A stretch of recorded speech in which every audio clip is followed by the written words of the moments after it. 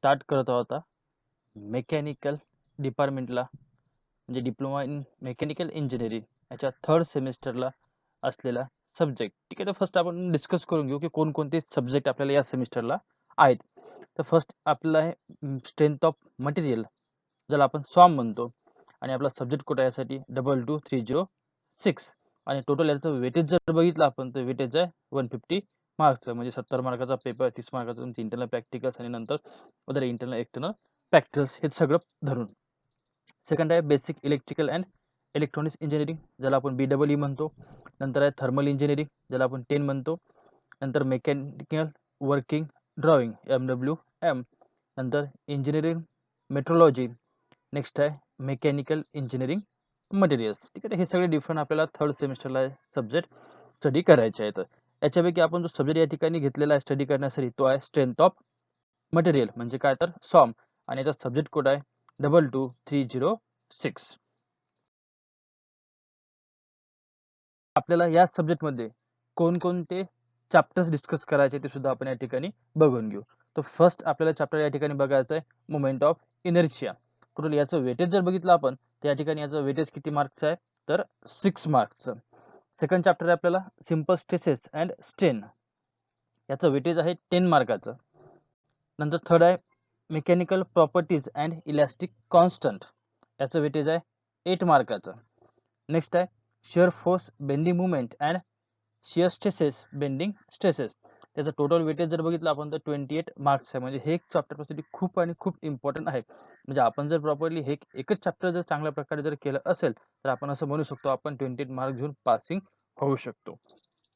Next आहे torsion, आणि टॉर्शनचं weightage आहे या ठिकाणी 8 मार्काचं. नेक्स्ट चॅप्टर आणि लास्ट चॅप्टर आहे डायरेक्ट अँड बेंडिंग स्ट्रेसेस, आणि हे किती टोटल वेटेज याला तर 10 मार्काचं. त्याच्यापैकी हा जो आपल्याला 28 मार्क दिलेला स्टार मार्क केलेला या ठिकाणी दिलेला आहे आपल्याला, these 28 marks should be equally divided between the shear force bending moment and shear stresses bending stresses. म्हणजे आपण असं म्हणू शकतो की 14 मार्क कोणाला आहे तर शिअर फोर्स बेंडिंग मुवमेंटला आहे आणि 14 मार्क कोणाला आहे तर शिअर स्ट्रेसेस आणि बेंडिंग स्ट्रेसेसला आहे. तर या ठिकाणी आपण सगळ्यात पहिले जे आहे हे मोमेंट ऑफ इनर्शिया हे चॅप्टर न स्टार्ट करता आपण इथून स्टार्ट करतो सिंपल स्ट्रेसेस अँड स्ट्रेन, आणि याचं टोटल वेटेज किती आहे तर वेटेज आहे आपल्याला या ठिकाणी 10 मार्क्सचं. तर आपण 10 मार्क्सचं फर्स्ट आपण थेरॉटिकल कन्सेप्ट सगळे बघून घेऊ आणि त्यानंतर आपण मग न्यूमेरिकलकडे कंटिन्यू करू. या ठिकाणी आपण गेलेला आहे unit number 2 simple stresses and strains, आणि हा जो सब्जेक्ट आहे तो कोणता आपला सॉम. सब्जेक्ट कोड किती आहे 22306. तर फर्स्ट आपण बघून घ्या याच्यामध्ये पहिला जो पॉईंट आणि खूप इम्पॉर्टंट पॉईंट आहे एक्झाम पॉईंट ऑफ व्ह्यू, म्हणजे तुम्हाला एक्झाममध्ये बरेचदा ह्याच्यात आपण काही प्रॉपर्टी बघणार आहोत या ठिकाणी 10-11. तर ह्या प्रॉपर्टी रिपीटेडली एक्झाममध्ये विचारल्या जातात तुम्हाला 2 मार्काला किंवा 4 मार्काला डिफाईनिंग तुम्हाला विचारलं जातं. तर काय मेकॅनिकल प्रॉपर्टीज ऑफ मटेरियल, म्हणजे आपण जे मटेरियल यूज करतो जसं की आपल्याकडे स्टील असेल, ॲल्युमिनियम असेल किंवा आपण वुडन असेल किंवा असं कोणतंही मटेरियल असेल जे आपण ॲज ठीक आहे कुठं बाईकमध्ये लावत असेल, ठीक आहे कुठं आपण एखाद्या कारमध्ये लावत असेल किंवा आपण कोणत्याही ठिकाणी कन्स्ट्रक्शन करण्यासाठी जर यूज करत असेल तर सुद्धा काय असेल त्याचं काही ना काहीतरी प्रॉपर्टीज असतात. मग कोणती प्रॉपर्टी आहे तर फर्स्ट सगळ्यात पहिली जी प्रॉपर्टी आपल्याकडे आहे ती म्हणजे कोणती तर स्ट्रेंथ. स्ट्रेंथ म्हणजे काय तर त्याची ताकद. The ability of material to resist its failure under the action of load is called as strength of the material. Ability of material, त्या मटेरियलची जी ॲबिलिटी असेल ती ॲबिलिटी कशाला टू रेजिस्ट द फेल्युअर, बरोबर आहे. ज्यावेळेस आपण लोड अप्लाय करू, लोड अप्लाय केल्यानंतर काय होईल तर तो फेल होईल. तर फेल होऊ नये किंवा फेल होत असेल त्याला रेजिस्ट करण्याची जी प्रॉपर्टी असते त्या प्रॉपर्टीला आपण काय म्हणू शकतो स्ट्रेंथ म्हणू शकतो. सेकंड प्रॉपर्टी आपल्याकडे इलॅस्टिसिटी. काय असते elasticity the property bye virtue of which material regain its shape and size on the removal of external load is called as elasticity. याला समजून घेण्यासाठी आपण रबरचं एक्झाम्पल घेऊ. आपण एक रबर घेतलं असेल आणि रबरला आपण इनिशियली पाहून घ्यायचं की त्याची काय समजा लेंथ वगैरे आहे ती, आणि नंतर आपण त्याला एक्सटर्नली फोर्स अप्लाय केला म्हणजे आपण काय केलं त्या ठिकाणी त्याच्यावरती लोड अप्लाय केला, मग त्याला पुल करू शकतो आपण म्हणजे ओढला आपण त्याला. तर ओढल्यानंतर काय होईल आपल्याला काहीतरी ताकद लागेल आणि ती ताकदमुळे काय होईल त्या ठिकाणी त्याची लेंथ इन्क्रीज होऊन जाईल. म्हणजे लेंथ इन्क्रीज होईल म्हणजे काय तर त्याच्यामध्ये काय होईल डिफॉर्मेशन आपल्याला त्या ठिकाणी भेटेल आणि आपण फोर्स लावून त्याची साईज आणि शेप काय झाला चेंज झाला. आणि नंतर जसं आपण त्याच्यावरती एक्सटर्नली फोर्स रिमूव्ह केला तर रिमूव्ह केल्यानंतर काय झालं तो त्याच्या ओरिजिनल पोझिशनला जसा होता तो तसा येईल. तर ती जी प्रॉपर्टी आहे ह्या प्रॉपर्टीमुळे तो ओरिजिनल पोझिशनला येतो, त्याला काय म्हणणार आपण, इलास्टिसिटी असं आपण म्हणू. देन थर्ड प्रॉपर्टी आहे आपल्याकडे stiffness. The resistance of material to elastic deformation under the action of external load is called as stiffness. आता आपण रबरचं एक्झाम्पल घेतलं, आपण त्याला जर आपण ओढण्याचा प्रयत्न केला तर आपण एवढ्या सहजासहजी ओढतो का आपण? नाही, त्याला आपल्याला काहीतरी ताकद लावावी लागते. म्हणजेच काय, तो ज्यावेळेस इलास्टिक डिफॉर्मेशन मध्ये जातो तो सहजासहजी जात नाही, तो त्याला रेजिस्ट करतो आणि ती रेजिस्ट करण्याची जी प्रॉपर्टी आहे त्यालाच काय म्हणणार आपण, स्टिफनेस असं म्हणू. नेक्स्ट प्रॉपर्टी आपल्याकडे plasticity. It is the property of material due to which material undergoes permanent deformation. बघा, इलास्टिसिटी मध्ये काय असतं, तो टेम्पररी डिफॉर्मेशन मध्ये जातं, फोर्स रिमूव्ह केला तो ओरिजिनल पोझिशनला येतो तो, पण या ठिकाणी कसं असतं, तो परमनंट डिफॉर्मेशन मध्ये या ठिकाणी जातो. जसं की आपण मातीचा गोळा वगैरे आपण बनवत असेल तर आपण त्याला प्रेस केल्यानंतर म्हणजे काय, तो फोर्स अप्लाय केल्यानंतर त्याचा सजेनशिप चेंज होतो आणि फोर्स रिमूव्ह केला तो ओरिजिनल पोझिशनला येतो का, तो नाही. म्हणजे कसं होतं, तो परमनंट डिफॉर्मेशन मध्ये जातो. म्हणजेच काय म्हणतो आपण त्याला, या ठिकाणी त्याच्याकडे प्लास्टिसिटी ही प्रॉपर्टी आहे. पण त्याच्यामध्ये काय होतं, without failure or the rupture on the application of load. So in short, lack of elasticity is called as the plasticity.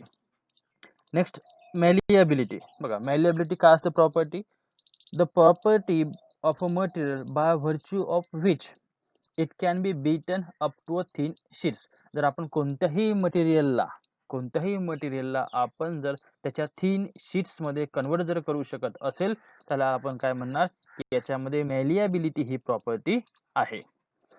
Next आपल्याला बघा, नेक्स्ट प्रॉपर्टी आपल्याकडे ductility. It is the property of material due to which it can be drawn into thin wires on the application of tensile load. म्हणजे आपण ह्याच्यामध्ये जर load apply केला, tensile load, तर आपण जर त्याला वायरमध्ये कन्वर्ट करू शकत असेल तर ती झाली डक्टिलिटी, आणि जर आपण त्याला थिन शीटमध्ये जर कन्वर्ट करू शकत असेल तर ती कोणती प्रॉपर्टी झाली, मॅलिएबिलिटी. तर नेक्स्ट प्रॉपर्टी आपल्याकडे ब्रिटलनेस. तर डक्टिलिटीचं एक्झाम्पल जर तुम्हाला लक्षात ठेवायचं झालं तर आपण स्टीलचे जे रॉड असतात ते रॉड्स किंवा असं कोणतंही मटेरियल ज्याच्यामध्ये ही प्रॉपर्टी आहे की आपण त्याला थिन वायरमध्ये कन्वर्ट करू शकत असेल ते मटेरियल. नेक्स्ट आहे ब्रिटल. तर ब्रिटल म्हणजे काय, तर it is the property of material due to which it can be directly broken without any further deformation. जसं की आपण कॉन्क्रीट घेतलं किंवा आपण चॉक घेतला लिहिण्याच्या बोर्डवरती, त्याला आपण जर असं ओढण्याचा किंवा त्याला आपण पुश करण्याचा किंवा आपण त्याला कॉम्प्रेस करण्याचा प्रयत्न केला तर तो कॉम्प्रेस होत नाही, तो डायरेक्टली काय होतो, एकदम तुटून जातो, ब्रोकन होतो. म्हणजे त्याच्यामध्ये कोणत्या प्रकारचं डिफॉर्मेशन न होता ते जर डायरेक्टली ब्रोकन होत असेल तर ती प्रॉपर्टी कोणती आहे, ब्रिटलनेस आहे असं आपण म्हणू शकतो. त्याचं एक्झाम्पल कॉन्क्रीट वगैरे आपण घेऊ शकतो. नेक्स्ट प्रॉपर्टी आपल्याकडे hardness. The ability of material to resist wear, scratching, abrasion, cutting or the indentation, that is penetration by harder bodies is called as hardness. तर कोणत्या मटेरियल आपण विअर करण्याचा प्रयत्न केला, तो रेजिस्ट करतो कशाला, तर विअर करण्याला, की आपण स्क्रॅचिंग करण्याचा प्रयत्न केला किंवा त्याला कट करण्याचा प्रयत्न केला किंवा त्याच्यामध्ये काहीतरी आपण पंच करण्याचा प्रयत्न केला, तर असं जे मटेरियल असतं जे त्याला रेजिस्ट करतं त्या प्रॉपर्टीला काय म्हणणार आपण, हार्डनेस ही प्रॉपर्टी म्हणून. नंतर नेक्स्ट आहे toughness. The amount of shock energy absorbed by the material before its failure take place, it is called as the toughness. बघा, काय करतं टफनेस म्हणजे शॉक एनर्जी ती ऑब्झर्व जर करत असेल तर जी प्रॉपर्टी असेल त्या प्रॉपर्टीला आपण म्हणणार टफनेस. नेक्स्ट आहे fatigue. It is the property of material by virtue of which it resist. काय करतो, तो रेजिस्ट करतो. कशाला रेजिस्ट करतो, तर failure of material under fluctuating or the repetitive load. जसे काही मशीन वगैरे असेल, काही कार वगैरे असेल, याचे काय कंटिन्युअसली त्या ठिकाणी हॅमरिंग होत राहते, तो वन स्ट्रोकमध्ये कधीच ब्रेक होणार नाही, पण कंटिन्युअसली किंवा फ्लक्च्युएटिंग त्याच्यामध्ये रिपीटेडली लोड ॲक्ट झाल्यामुळे ऑटोमॅटिकली काहीतरी वेळानंतर काय होईल, ते ब्रेक होत असतं. त्याची जी प्रॉपर्टी असते त्या रेजिस्टला जी फेल्युअरला जी रेजिस्ट करते त्या प्रॉपर्टीला आपण म्हणणार फटिग. नेक्स्ट प्रॉपर्टी आपल्याकडे creep. The continuous deformation of the material which undergoes with time due to application of external steady load. Creep म्हणजे काय, असं प्रॉपर्टी आहे की ज्याच्यामुळे मटेरियल काय असतं, कंटिन्युअस डिफॉर्मेशन. जसं की आपण एका ठिकाणी आपण एक वेट टाकून ठेवून दिलं, वेट अप्लाय करून ठेवून दिलं, ते ताबडतोब फेल होणार नाही, काहीतरी काळानंतर मग होऊ शकते. Is a time dependent phenomena. तर काहीतरी काळानंतर मग ती 5 वर्ष, 10 वर्ष, 15 वर्ष, 20 वर्ष किंवा 50 वर्षानंतर ते काय असतं, मटेरियलची पॅरेंट स्ट्रेंथ ती रिड्यूस होते आणि लोड कंटिन्युअसली त्याच राहतं, लोडचे काही कमी होणार नाही. पण त्यानंतर काय त्याच्यामध्ये डिफॉर्मेशन आपल्याला पाहायला मिळेल. तर मग ते डिफॉर्मेशन जे असतं किंवा ती प्रॉपर्टी असते त्याला काय म्हणणार आपण या ठिकाणी क्रीप असं म्हणून. हे काही खूप इम्पॉर्टंट 11 प्रॉपर्टीज आहे आणि एक्झाममध्ये ह्या रिपीटेडली तुम्हाला विचारला जातात. एक्झाम पॉईंट ऑफ व्ह्यू तुम्ही या ठिकाणी एवढं जरी नोट डाऊन करून घेतलं तरी तुम्हाला एक एक मार्क, एक एक प्रॉपर्टी तुम्हाला पाहायला मिळेल. या ठिकाणी टाइप्स ऑफ बॉडी. आता टाइप्स ऑफ बॉडी कोणकोणते आपल्याकडे, तर आपल्याकडे elastic body or the elastic material. Second आहे प्लास्टिक बॉडी. नेक्स्ट आहे रिजिड बॉडी. आता इलास्टिक बॉडी म्हणजे काय, तर आपण रबरचं एक्झाम्पल आताच बघितलं. मग काय असेल, a body or elastic material regain its original dimension when external load acting on it is completely removed is called as elastic body. Okay. Second, a body which gets permanently deformed under the action of load and not coming back to its original dimension on the removal of load is called as plastic body. म्हणजे काय, a body which possesses the elasticity property is called as elastic body and the body which possesses the plasticity property is called as plastic body. आणि next आपल्याला बघायचं आहे rigid body. तर rigid body म्हणजे काय, which does not undergo any change in its dimension under the action of external load. म्हणजे rigid body म्हणजे कोणत्या प्रकारचं आपल्याला डिफॉर्मेशन मिळणार नाही किंवा चेंज इन डायमेन्शन आपल्याला पाहायला मिळणार नाही, अशा प्रकारची बॉडी असेल त्याला काय म्हणणार आपण, रिजिड बॉडी असं म्हणून. तर आता आपण याच्यामध्ये बरेचदा बघितलं की डिफॉर्मेशन हा वर्ड आलेला आहे. मग डिफॉर्मेशन काय असतं, when the elastic body is subjected to an external force, there is some change in size and shape in the body due to change in dimension of the body. म्हणजे काय, जो बॉडीचा originally shape असेल, ज्यावेळेस त्याच्यावरती आपण externally force apply करू तर त्याच्या ओरिजिनल शेप अँड साईज मध्ये चेंजेस होत असेल तर त्यालाच काय म्हणणार आपण, त्याच्यामध्ये डिफॉर्मेशन झालं असं आपण म्हणू. So this change in dimension of the body due to external force is called as the deformation. So I hope that you got the what do you mean by deformation. Types of load. ठीक आहे, तर आपण कोणतंही material असेल त्या मटेरियलवरती आपण load apply करतो. तर फर्स्ट आपल्याला बघायचं आहे direct load or the actual load. बघा या ठिकाणी काय म्हटलं आपण, तर ॲक्च्युअली लोड म्हणजे आपल्याकडे एखादा कॉलम असेल, जसं की आपण समजा एक मेंबर घेऊ आपण, हा मेंबर आणि याचा जो दिसतो तुम्हाला हा सेंट्रल जी जो दिसते तुम्हाला हा काय, तर सेंट्रल ॲक्सिस. तर हा मेंबरचा ॲक्सिस आणि याच ॲक्सिसला काय केलं आपण, हा पी हा फोर्स अप्लाय केला आहे. म्हणजे हा कसा झाला आपला, तर direct load or the actual load. बघा definition, when a load whose line of action. बघा लोडची लाईन ऑफ ॲक्शन दिसते तुम्हाला, लोडची line of action coincide with the axis of body. बरोबर आहे, ॲक्सिस ऑफ द बॉडी म्हणजे हा जीवाला आपला, बरोबर. ॲक्सिस ऑफ द मेंबर म्हणजे काय, ॲक्सिस ऑफ द बॉडी. दोन्ही जर एकमेकाला मॅच होत असेल तर त्याला काय म्हणणार आपण, direct load or the actual load. Next बघायचं आपल्याला tensile force or the tensile load. आता आपण काय केलं आहे, when two equal and opposite pull. बघा या ठिकाणी काय आहे, तर दिसते पी तुम्हाला दोन इक्वल, बरोबर. मॅग्नेट्यूड कसं आहे, इक्वल, पण डायरेक्शन कशी आहे याची अपोजिट आहे. म्हणजे एक चालला आपला लेफ्ट हँड साईडला, एक चालला आपला राईट हँड साईडला. तर अशा प्रकारे जो आपण फोर्स अप्लाय करत असतो त्याला काय म्हणणार आपण, या ठिकाणी टेन्साईल फोर्स आपण म्हणू शकतो. नेक्स्ट सेकंड आपल्याला डायरेक्ट लोडिंगचा पार्ट कॉम्प्रेसिव्ह लोड. आता आपण पहिल्या याच्यामध्ये टेन्साईल मध्ये काय अप्लाय केलं होतं, तर पुल अप्लाय केलं होतं. तर इथं काय अप्लाय करणार आपण, पुश अप्लाय केलं.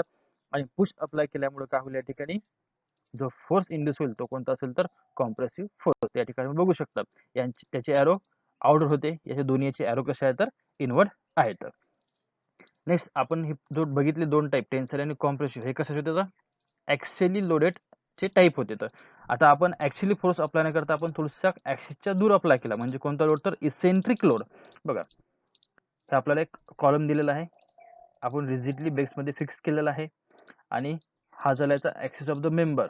आणि हा पी काय, तर line of action of force. हा एकमेकाला कोइन्साइड झालेला नाही आहे, म्हणजे आपण काय म्हणू शकतो, या ठिकाणी इसेंट्रिक लोड आहे असं आपण म्हणू शकतो. So when load whose line of action do not coincide with the axis of the body or member then it is called as eccentric load. त्याला काय म्हणणार आपण, इसेंट्रिक लोड असं म्हणू.